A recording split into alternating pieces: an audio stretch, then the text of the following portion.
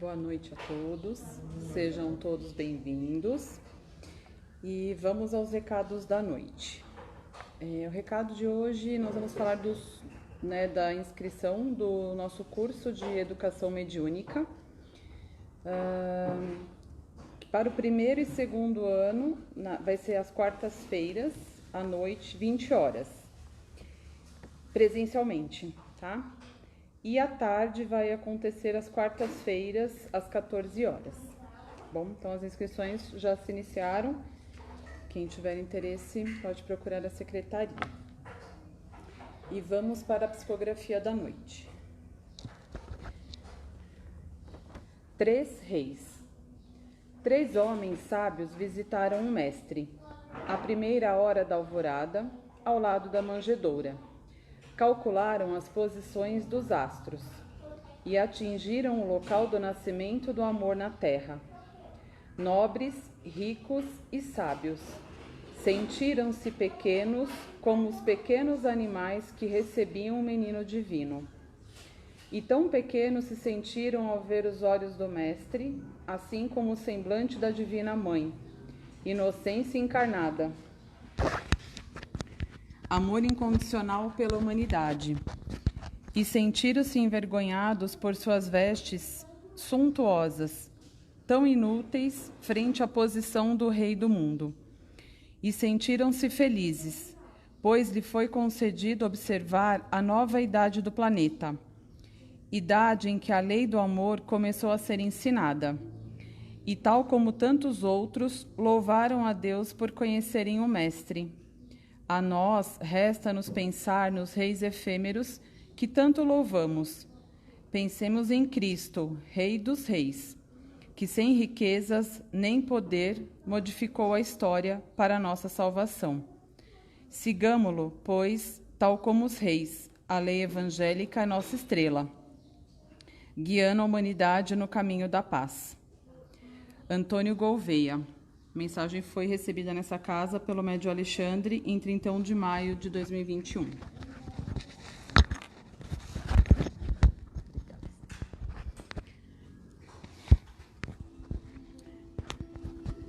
Então, vamos neste momento, fechando os nossos olhos e elevando nossos pensamentos até nosso Mestre Jesus. Agradecemos, Mestre, por este ano que se inicia, por estarmos reunidos em seu nome nesta casa bendita. Que seja um ano de muito amor, de muita paz, saúde, esperança, renovação e aprendizado. Que procuramos nos melhorar a cada dia, que nos procuramos nos tornar pessoas melhores, guiados por Ti, Mestre. E já iniciando por mais essa palestra, abrindo nossos ouvidos espirituais para aprender um pouco mais. Vamos, neste momento, vibrar pelo nosso irmão Estevão, que fará a palestra dessa noite. Que assim seja, graças a Deus.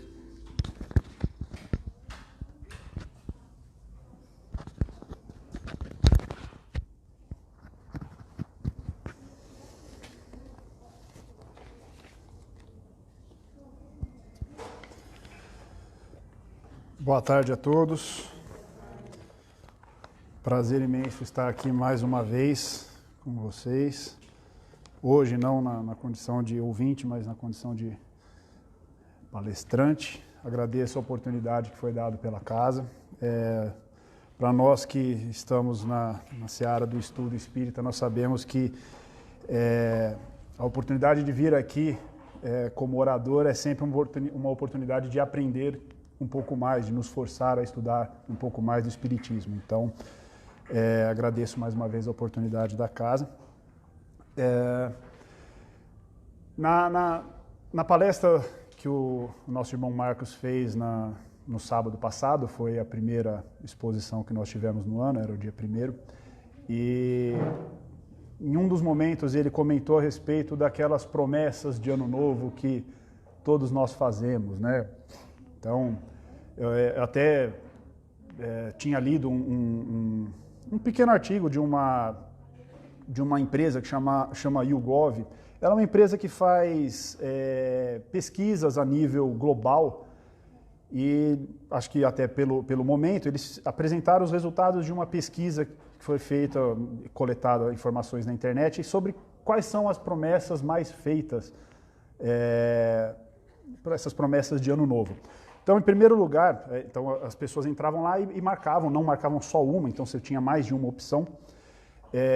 A primeira, a promessa mais feita é de fazer mais exercício. 59% dos entrevistados, dos participantes dessa pesquisa, disseram que gostariam de fazer mais exercícios no ano que iria se iniciar.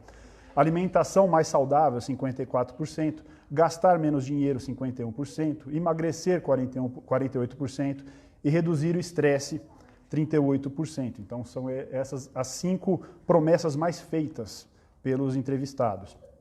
Até aí, nenhuma novidade, eu acho que boa parte de nós já fez alguma dessas promessas algumas vezes.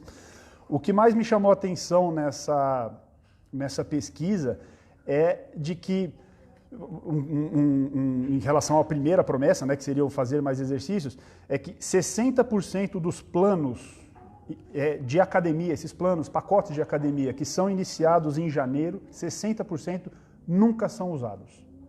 Então, a pessoa faz uma promessa, faz o pagamento e nunca aparece, 60%. E 80% das promessas de ano novo, elas falham ou elas são abandonadas já na segunda semana de fevereiro, ou seja, das 52 semanas no ano, aproximadamente na quinta semana, a pessoa já considera que ela abandonou aquela promessa pela dificuldade e tudo mais. E é interessante, o Livro dos Espíritos, na pergunta 909, é perguntado: poderia o homem, sempre o homem, pelos seus esforços, vencer as suas más inclinações? Ou seja, o homem por si só, ele consegue vencer todas as suas más inclinações? E a resposta foi sim, e frequentemente fazendo esforços muito insignificantes. O que lhe falta é a vontade. E conclui que quão poucos entre vós fazem esforços. Então, o grande motivo, o grande causador desse insucesso dessas promessas que nós fazemos de melhoria é nossa mesmo, é a nossa própria falta de vontade. Nós queremos o resultado, mas nós não temos a vontade de passar pelo processo. E é isso, o Espiritismo, quando nós vamos tratar mais das questões morais, principalmente das questões morais, é o que nós chamamos da reforma íntima. E Santo Agostinho, na pergunta 919 do Livro dos Espíritos, pouco depois dessa 909 que nós lemos, ele diz o seguinte, que o que ele fazia, Santo Agostinho, o que ele fazia enquanto vivo, era que a cada dia ele refletia, ele observava as atitudes dele, que ele tinha tomado durante o dia, e ele via se de alguma forma ele havia ofendido alguém, se ele havia cometido alguma atitude, ainda que ninguém soubesse, ainda que em pensamento, se ele havia cometido algum ato que poderia ser um ato considerado reprovável. Esse é o princípio básico da reforma íntima, é aquela frase, conhece-te a ti mesmo. Então, a gente tem que realmente fazer sempre esse exercício de olhar para nós mesmos de uma maneira sincera e não de uma maneira egoísta, tirando o véu do egoísmo, aquele que de certa forma deixa os nossos defeitos mais escondidos e tentar realmente identificar aonde que nós podemos melhorar. E depois da palestra do Marcos, isso no sábado passado, eu comecei a refletir e falei, bom, vamos pensar então em termos morais, alguma coisa que eu, de certa forma, no último ano, posso ter me sentido um pouco incomodado com a minha própria atitude, onde eu poderia, de alguma forma, trabalhar para melhorar um pouco. E, assim, eu não sou diferente de nenhum de vocês, quando eu tento pensar assim, o que eu posso melhorar, eu penso assim, não, tá tudo bem, eu não tenho muita coisa para melhorar, se eu tocar do jeito que tá bom. Mas eu fiquei pensando, aonde que em algum momento eu me senti mal comigo mesmo, E o tema que eu escolhi para falar hoje com vocês é um ponto que de alguma forma me incomodou e sempre me incomodou, a partir do momento principalmente que eu comecei a estudar um pouco mais do Espiritismo, que é a maledicência, ou é o ato de falar mal a respeito de outra pessoa, ou simplesmente pensar de uma maneira crítica a respeito dos atos, a respeito das ações das outras pessoas.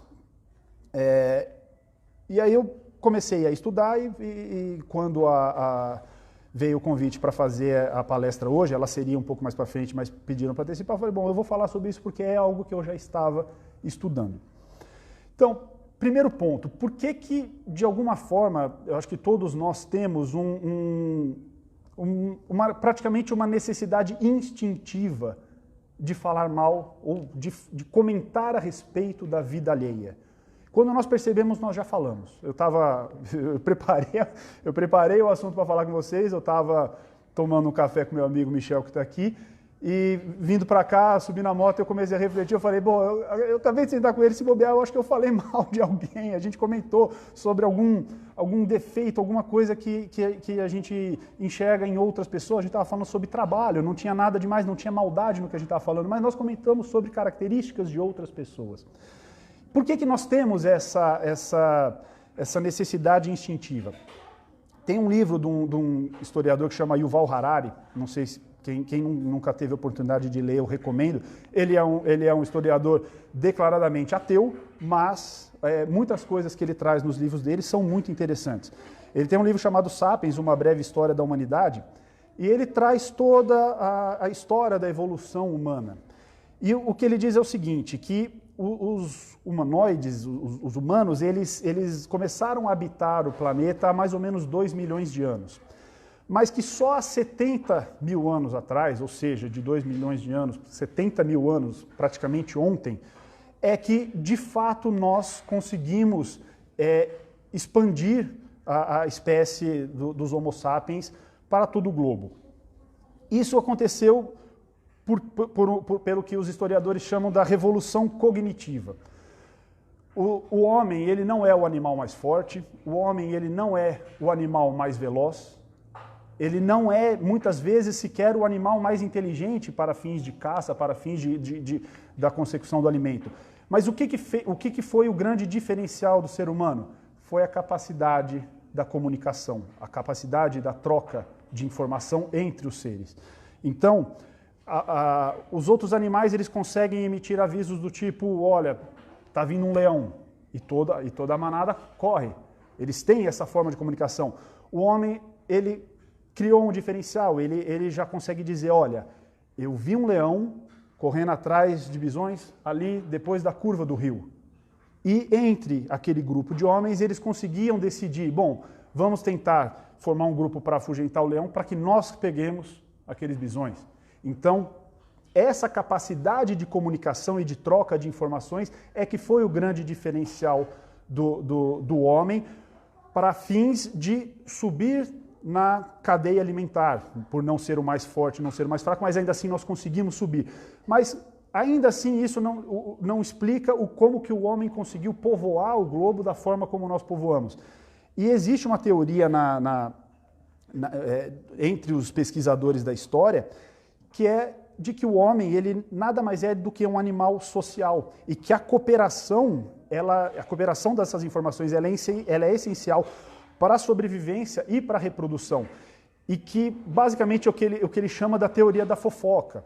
Então, para que nós pudéssemos nos organizar em grupos maiores, nós precisamos o quê? Conhecer as características inerentes de cada um dos seres que estão perto de nós.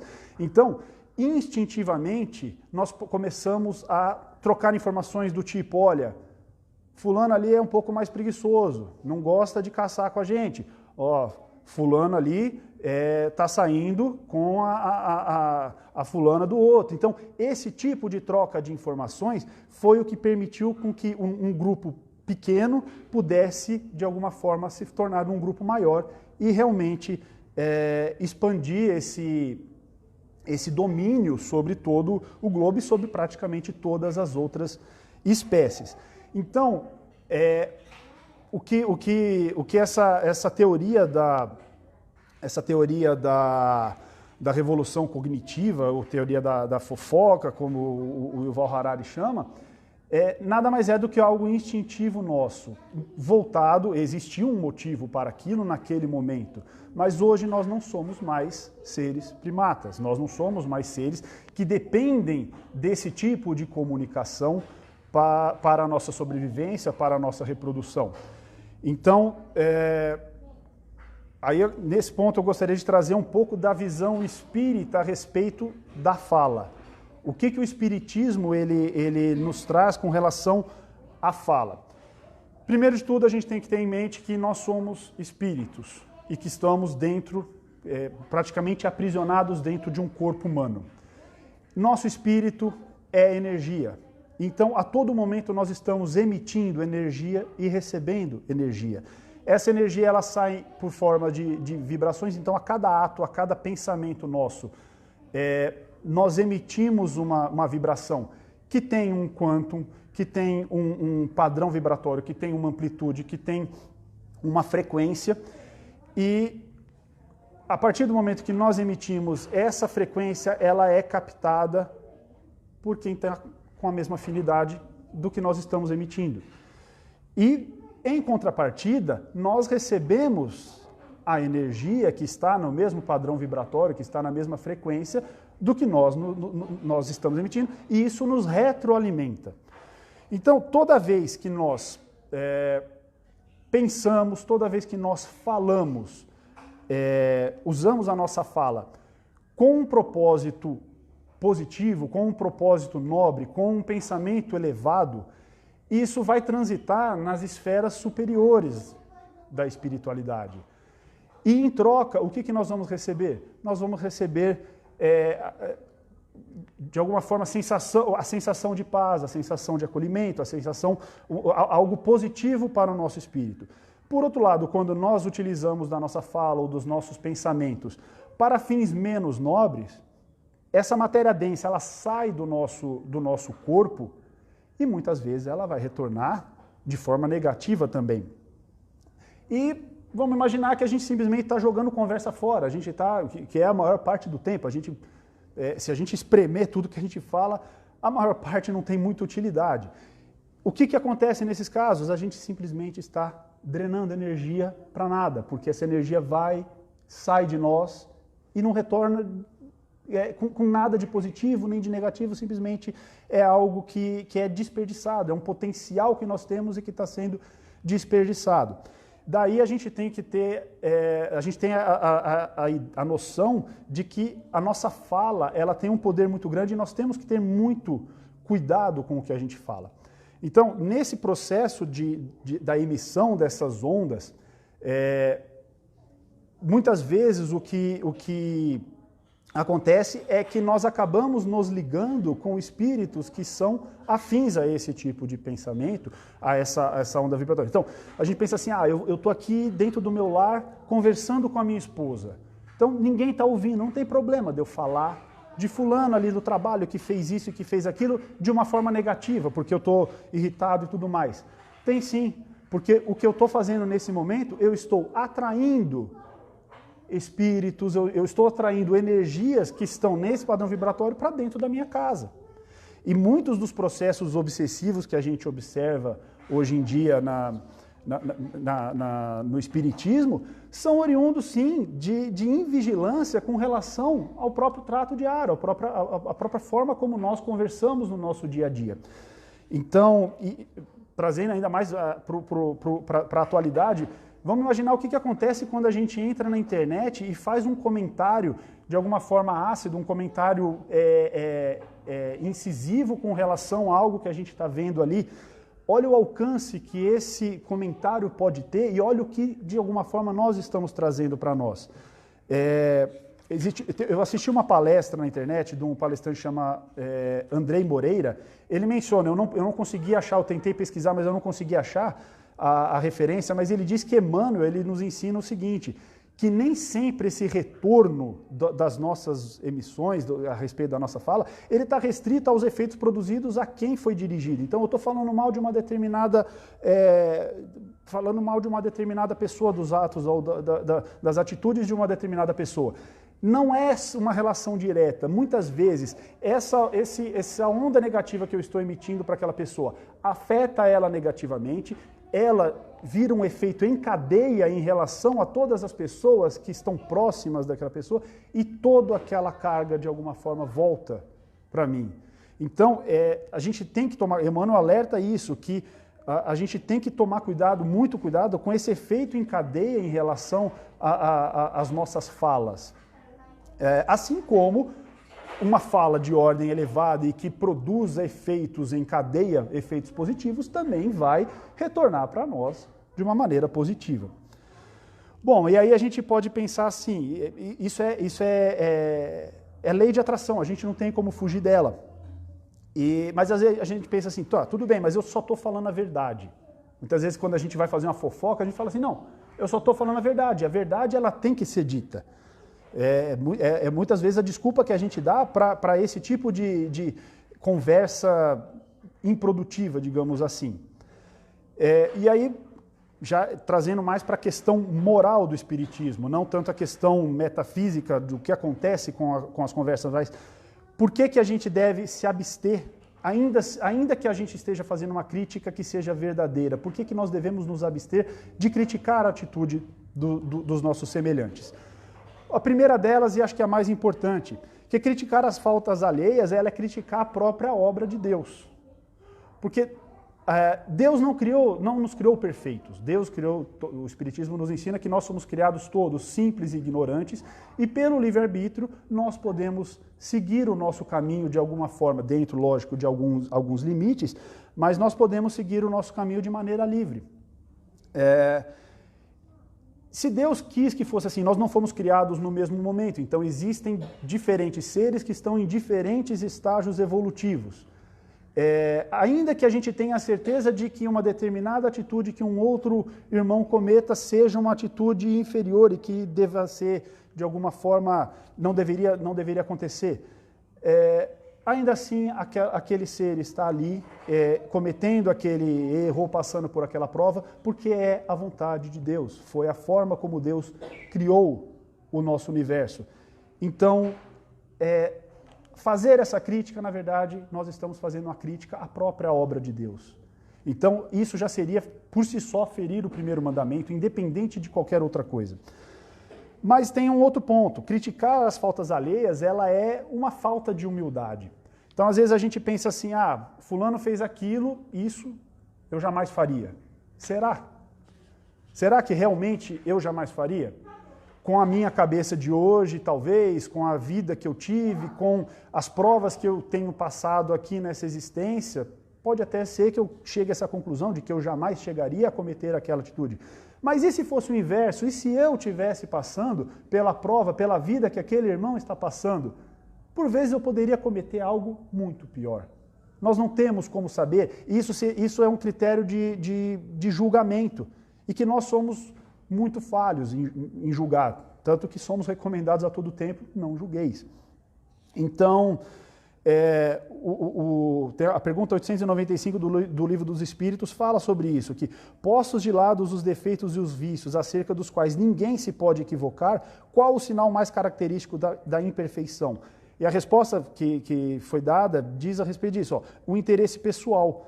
Pode um homem possuir qualidades reais que levem o mundo a considerá-lo um homem de bem, mas essas qualidades, conquanto assinalem um progresso, nem sempre suportam certas provas, e às vezes basta que se fira a corda do interesse pessoal para que o fundo fique descoberto. Então, e eles até afirmam que o verdadeiro desinteresse é coisa tão rara na Terra que quando se patenteia, ou seja, quando fica evidente alguém que de fato age com um completo desinteresse, todo mundo admira como se fosse um fenômeno. Porque, no fundo, mesmo quando nós somos pessoas boas e tudo mais, lá no fundo nós ainda temos um quê de interesse pessoal nisso, que seja pensar, eu preciso ser bom para que eu seja reconhecido depois do meu desencarne. Muitas vezes a gente pensa realmente assim, até de uma maneira intuitiva. Então, o que eles falam é que isso, o verdadeiro desinteresse é algo raro aqui ainda no nosso globo. Então, bom, eu consigo ser uma pessoa boa na condição que eu estou hoje, mas se eu fosse colocado, provavelmente eu vou ser colocado em uma outra condição na minha próxima encarnação, e eu posso vir a cometer um erro até mesmo pior do que aquele que eu estou julgando. Então, como eu comentei, esse julgamento, esse comentário a respeito das faltas alheias, ele é um processo de uma falta de humildade. Nessa mesma palestra do André Moreira no YouTube, ele é um psicólogo, ele é espírita e ele também é um psicólogo, eu recomendo a todos que de repente procurem, chama Maledicência, André Moreira. Ele fala a respeito de um processo que nós seres humanos tem, que se chama, que é um conceito na psicologia que é chamado de projeção. O que é a projeção? É um mecanismo de defesa psíquico nosso. Nós de alguma forma, não conseguimos enxergar todos os nossos defeitos, a gente comete erros e a gente não consegue enxergar por conta desse mecanismo de proteção da projeção. O que acontece? A gente de alguma forma consegue, de forma involuntária, a gente consegue desviar o pensamento de algo que nós temos e que nós não temos condição de trabalhar ou de tentar melhorar nesse momento, para que nós não vivamos na ansiedade ou em uma tristeza profunda por sabermos da nossa própria imperfeição, é como se a gente jogasse para baixo do tapete. Mas o que acontece nesse efeito da projeção? Quando outro comete um erro que nós sabemos que nós temos também, mas que está ali de alguma forma oculto, nós tendemos ao quê? A apontar o dedo. Então, ele até comenta muito que algo que na sociedade moderna, quem são os seres de alguma forma que mais sofrem o preconceito, os homossexuais. Muitas vezes, essa forma agressiva com que a maior parte dos seres acusam ou apontam o dedo para os homossexuais, como se aquela fosse uma conduta reprovável, porque o próprio ser tem de alguma forma uma insegurança em relação a isso, ele está projetando no outro algo que ele tem medo de que aconteça com ele, algo que vem à tona nele, e ele faz o quê? Julga, aponta o dedo e critica a atitude do outro. Então, mais uma vez, muitas vezes a gente tem que ter muito cuidado ao julgar as ações alheias. E ele até menciona que no final dessa palestra, no final desse tema a respeito da projeção, ele fala, tem aquele ditado, se bateu, doeu, leva para casa que é teu. Então, se algo que uma outra pessoa está fazendo está realmente te incomodando, você está se sentindo realmente mal pela atitude, ainda que você não seja o afetado diretamente, pode procurar que você deve ter alguma coisa ali que você precisa trabalhar melhor. Você provavelmente está projetando no outro algo que você mesmo tem que trabalhar. E por fim, até com relação a isso, a gente entendendo que a gente estaria ferindo o primeiro mandamento, que seria o amor a Deus, o respeito à obra de Deus, e a questão da humildade. Quando a gente vai trabalhando isso ao longo do tempo, o que o Espiritismo diz é que nós vamos criando o sentimento da indulgência. E a indulgência é o quê? É um dos caracteres da caridade. Nós sabemos aqui no Espiritismo que fora da caridade não há salvação. Pergunta 886 do Livro dos Espíritos pergunta, qual o verdadeiro sentido da palavra caridade, como a entendia Jesus? Resposta, benevolência para com todos, indulgência para a imperfeição dos outros e perdão das ofensas. O que é a indulgência? Muitas vezes você procura no dicionário e o termo indulgência é meio que misturado com o próprio termo de benevolência. No livro dos Espíritos, no Evangelho segundo o Espiritismo, no capítulo 10, item 16, é explicado que a indulgência é um sentimento que envolve um alto grau de componente cognitivo, ou seja, é algo que não é uma emoção, não é algo que simplesmente bate no nosso espírito e a gente já responde, não. É algo que pode ser trabalhado, a gente tem que aprender a trabalhar esse sentimento, a gente pode criar esse sentimento. E o que consiste o sentimento da indulgência? É o sentimento de sequer enxergar o defeito alheio. A gente não enxerga, e se a gente enxerga, a gente guarda com a gente. E se a gente percebe que aquele defeito daquela outra pessoa caiu nas redes da maledicência da sociedade, a gente faz o possível para quê? Para tentar minimizar. Então, quando aquele sentimento, quando chega até nós aquela vibração negativa que muitas vezes está correndo de forma coletiva, a gente faz o quê? A gente tenta de alguma forma, minimizar. Ou seja, nós não somos mais propagadores daquilo, mas sim atenuadores daquele efeito negativo. O Evangelho está cheio de exemplos da forma como Cristo agia com nós. Cristo, um espírito absurdamente superior a nós. Ele nos olhava como crianças. Ele não via a maldade, ele não via os defeitos, ele jamais enaltecia. O caso da própria da mulher adúltera. O que ele fez? Ele de alguma forma enalteceu o ato, mas ele não condenou o espírito. Ele buscou de alguma forma com que todos fossem indulgentes. Ele conseguiu mostrar como que nós deveríamos agir. É muito comum aqui mesmo, a gente comenta muito de Zaqueu. Zaqueu é a mesma coisa, todo mundo ficou espantado. Pô, como é que Jesus poderia se hospedar na casa de Zaqueu, um publicano, um homem que coletava os impostos e ainda tiravam por fora, todo mundo sabia disso. E Jesus vai lá e se hospeda na casa dele.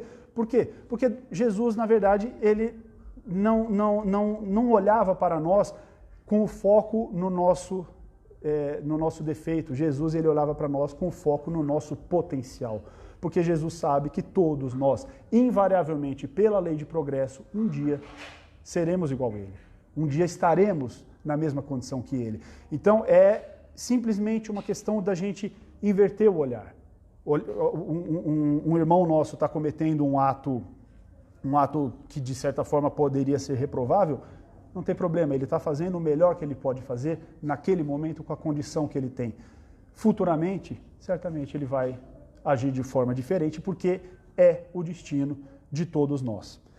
Então, o que o Evangelho nos ensina é isso, que nós devemos usar a mesma criticidade que nós temos com relação às atitudes dos outros, nós temos que ter com as nossas próprias atitudes. Nós temos que ser críticos conosco mesmo, com as nossas atitudes e o quê? Benevolentes com as faltas alheias.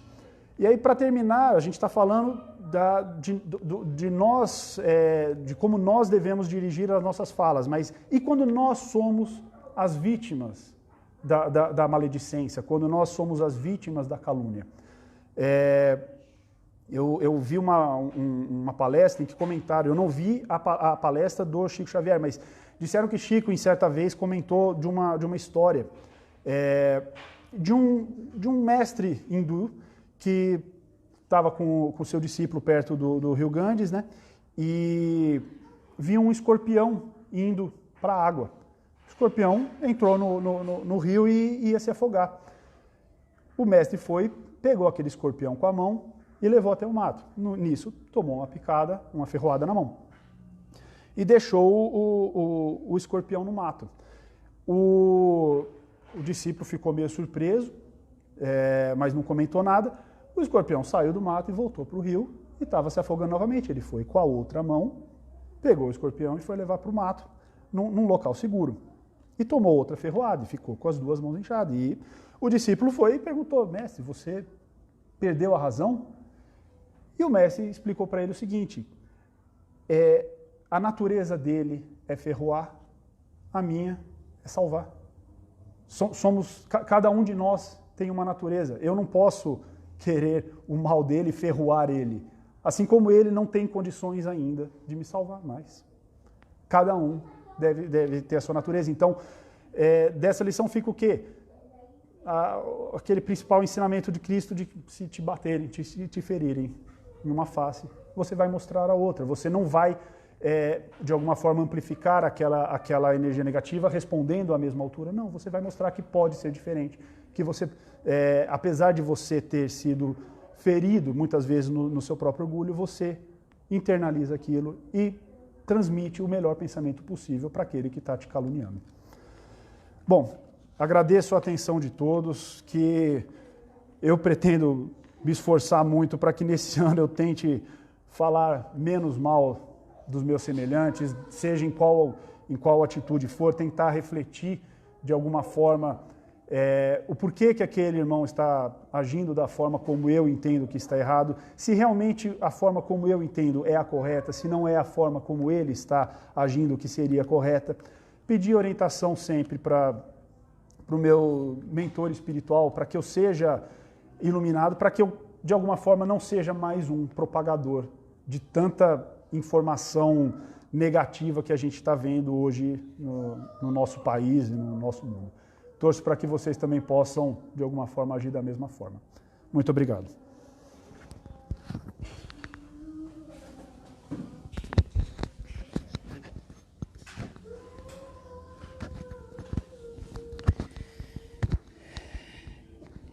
Então, vamos todos nós também procurar nos melhorar, procurar não falar mal do próximo, não julgá-lo, não criticá-lo. Vamos procurar usar a nossa fala, a nossa boca, para levar o bem, para falar do bem, assim como os nossos pensamentos, que sejam para o bem, que sejam de boas vibrações. E vamos levar nossas vibrações para o nosso planeta, para o nosso país, para os nossos doentes, que a cada dia estamos vendo que os números aumentam, então que possamos vibrar para que tudo passe da melhor forma possível. E vibrar também pelas famílias que hoje estão sendo vítimas das chuvas, das enchentes, que também possam ser auxiliadas. Pedimos por nós, Mestre, que nos abençoe, que nos proteja, que nos guie todos os dias. Que assim seja. Graças a Deus.